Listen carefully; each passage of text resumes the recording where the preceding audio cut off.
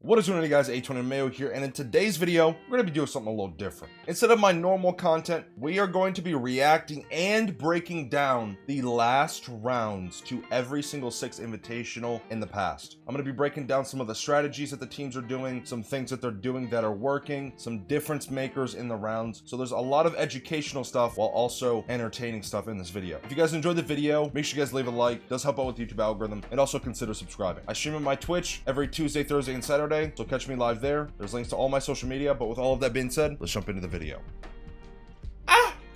Let's go. Man, look at this. Imagine playing Pro League on Skyscraper. Nonetheless, the first 6 Invitational in 2017 on Skyscraper. That is crazy. Not risking anything at all on this defense. They don't want to give up any picks to Era, because even though Montaigne can force his way in previous rounds, Era have gotten 1 or 2 picks. What Snake did there, he's going to rotate windows to cut off rotations, and then he's dropping diffuser, so that's why he ran over there and dropped diffuser. So assuming with the way that they're attacking right now, it looks like they want to potentially go T. Yeah. That's actually a huge pick. That's a huge pick. And that damage to the Monty, wow. I've never watched this, I'm not gonna lie to you. I've never seen this before. Huge picks. That was interesting to not see Era go for the T window jump in as well. In succession with the Monty pushing the T door. Because by you doing that, it kind of... it gives the defenders 2 things. Oh, a huge pick there from Canadian. Man, look at the event. Look at the stage. 2017. The game's come a long way, man. Yeah, that was a huge pick onto the Twitch there, because that was diffuser as well. That's insanely huge. And then also, you know, smoking out the Monty. Man, look at King George. Who was on Continuum? It was KG, Canadian, Bosco was still playing console. He won the console 6 invitation, I'm pretty sure. Young? Oh man, these are some old players, man. Wow, that's crazy. I mean, yo, Canadian personally, one of my favorite players of all time. When I used to play comp, I feel like I could I feel like I can not compare, but understand him as a player and like the way he played, and I was really sad that he retired. One thing to really take note of here is Jonas playing Glaz. If I'm not mistaken, this is prime Glaz, like in his prime, with the smokes and his really solid AR. Or sorry, DMR. But this round here, I think shifted history for the title of Rainbow Six Siege in its Pro League. It changed so much for the game's outcome and really put it on the map in terms of Pro League. I feel like this is argued as to be one of the best and most entertaining and craziest series in Pro League history to this date. I mean, like the Penta roster, you got Goga, Jonas, Pengu, Fabian, and Shate. I don't think it gets much better than that.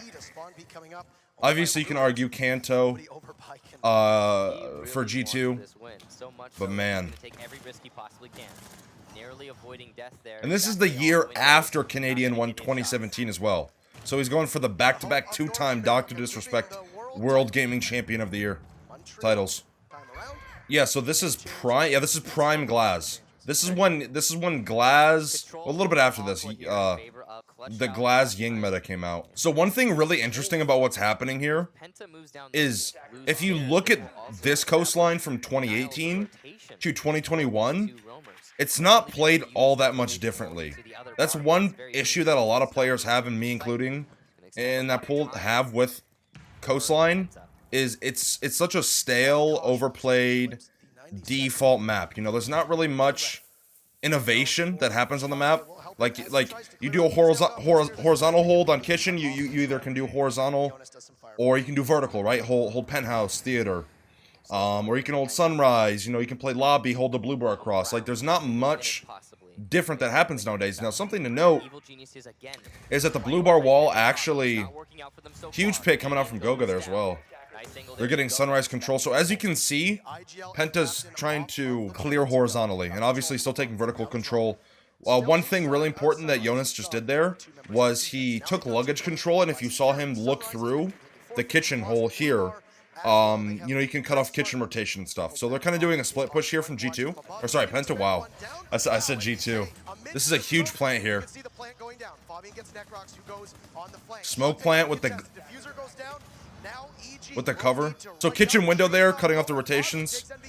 Oh man, it's coming up. One of the best moments in Pro League history coming up right now. This is what makes Pengu one of the greatest players of all time. Pengu, if you're watching this, by the way, I love you. They'll look to push together. The diffuser in a position where they'll have to see when the Hibana goes through. One will cover the doorway as they start to defuse. Oh my god. I'm getting goosebumps. Goosebumps, man. I'm getting goosebumps. Imagine the feeling that Pengu must have. I don't know if he's talked about it or anything. It's probably has to be quite literally impossible to put that into words. Like, you must feel like you're on top of the world, like you're invincible. And that's where the Canadian top White Stars in Oregon meme came from. Is this series? Just imagine the pressure and the feeling. Match point. Okay, just cut the video off. Sure, why not? Just fuck me, I guess. Oh, actually, wow. Leading on to the 2020 Invitational, but we're not ready for that. Hey, whoa. We're jumping ships here. We gotta go chronological order. We gotta go 2019 first and watch G2 win again, technically, some of the Penta roster. So let's go. Okay, one thing that I've noticed about watching Pengu play, and with the B-roll footage, or like the stage footage of like the cameras and stuff looking at him, when he's looking down at his desk, like he's like Zach Galifianakis in Hangover 1 when he's trying to like count the cards and stuff.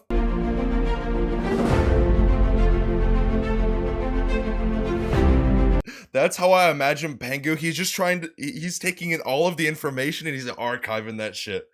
I bet they're spitting over the comms and Pengu's like, okay, I gotta take all this in right now. I gotta lock it in right now. This is it. This is the series for the, oh man, GOAT. Pengu, GOAT. Okay, so around this time in terms of Pro League is when I started to really get into it. 2020 Invitational, which is next, is when I really got invested into Pro League and the players and the rosters and the orgs and all that. This is actually really huge. Fabian playing lobby like this, because the reason you send someone lobby on bank is to counter the CO window repel, and that's why he's Doc and he's in that position. Okay. Okay, that's actually really worth. 4v3 situation, and I believe Fabian gets this pick here as well, if my memory serves me correctly. Huge 4v2, minute 20 left, barely any map control. I mean, you have square and window control, that's about it, but you're not gonna have window control for long. I mean, it's chalked up by this point. It's just G2 in their prime. Like, you just can't beat it. Yo, whoa, what did I just see? Did I just see Goga play without a mouse cord? Hold on. Hello, my name is Goga. I'm a Rainbow Six Siege player, and I have a big problem. I'm addicted to use wired mouses. Oh my goodness. 20 years. So, I've been playing computer games since I was 3, and I've been using a wired mouse, so I don't see the point in using a wireless mouse. Oh my goodness, Goga! Whose man's? Whose man's is that? Whose man's? Goga, somebody's lying here. Somebody is lying. Who's lying, Goga? Are you lying? I think you're lying, Goga. I clearly see a fully wireless mouse on your map. Somebody's lying, Goga. Whose man's? Whose man's is this? Anyways, let's go on to the next one. Oh, look at Jess and look at Alex. Alex, you motherfucker. Alex, when are you gonna pop up on stream like this for the one time? Special stream? Come on now. I'll put some glitter in my beard. I don't know where you got that blazer from, but yo, I'll buy one too. Alex, when are we doing it? Huh? Just let me know, Alex. Alright? Alright, here we go, baby. This is, in my opinion, and this holds a lot of nostalgia to me, because SSG is, was my favorite team. Right now, I don't really have one. But when Canadian was on the team and all that, that's what made SSG my favorite team. I just love the way they play. But this is, in my opinion, the most entertaining Rainbow Six Siege series in my opinion. Again, in my opinion, don't come at my throat, all right? 2018 is a close second. You wanna know what's funny about this too? When I was on my old team, like my very first team, like official, I spent with my teammate like 4 hours recreating this strat because we had a final coming up for a Discord league. And we dry ran it. We put it down on paper. We talked about it. We understood it, ins and outs, and we still lost. Because the team that we were going against, we wanted to counter-strat them. Because they ran an open area defense. I've watched this round probably like close to like 30 or 40 times. Oh, buck nades. Oh! You're gonna see an ADS there, Rampy? Yep. That's how many times I've watched this. Rampy's gonna rotate open window. Bosco's gonna rotate tellers, or not tellers, sorry, loan office. Who's square? I believe it's Fultz is square. Yeah, Fultz goes square. Thinking Nade and Canadian are on open hatches and they plant back corner. Smoke plant. They smoke drop plant. This pick right here, by the way, from Bosco is absolutely massive. This pick that Bosco gets on this Vigil here literally is the difference maker of the entire round. If that Vigil doesn't die, they probably lose the round, and who knows what happens, right?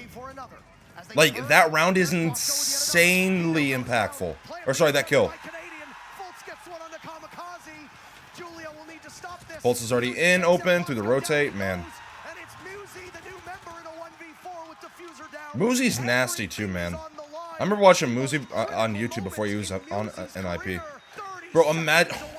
Okay, I'm just gonna pause it here. Imagine a 1v4 match point for literally the biggest title in Siege history. The champion of the 6 Invitational. Imagine the stress and... Oh my god. Just imagine it. That's it. He'll head in towards Archives and get caught. The hammer heads into orbit. Man. NIP played their hearts out that series as well, man. I remember watching this live and just loving every single second of it. Kicks with the energy, I like it. Huge! You're spitting, Kicks. Yeah, you're spitting. Canadian with the 2-time championship winner. Bosco with the 2-time championship winner. One on PC, one on console. Liking the GOAT. One of the best coaches in my opinion. NIP had a great series too, man. They really gave SSG a run for their money. I remember watching the crowd and they all had their phones out with the flashlights and just chanting SSG. What a great final map. Okay, so here we are in the most recent So it's XTK up on the top floor who may be looking to run a little bit of disruption, maybe drop down a 6 Invitational. This is a huge pick, by the way.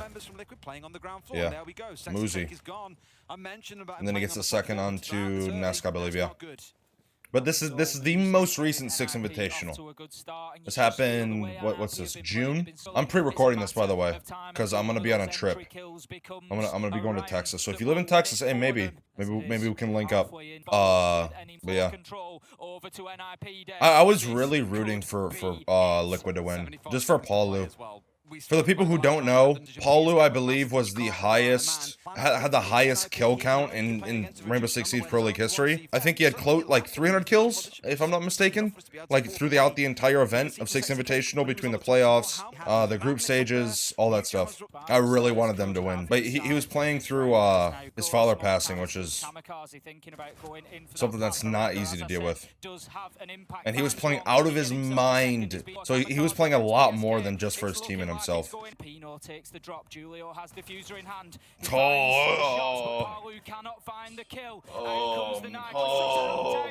Bro, I just listen. NIP deserves it. They lost the year prior, but just seeing like these two things.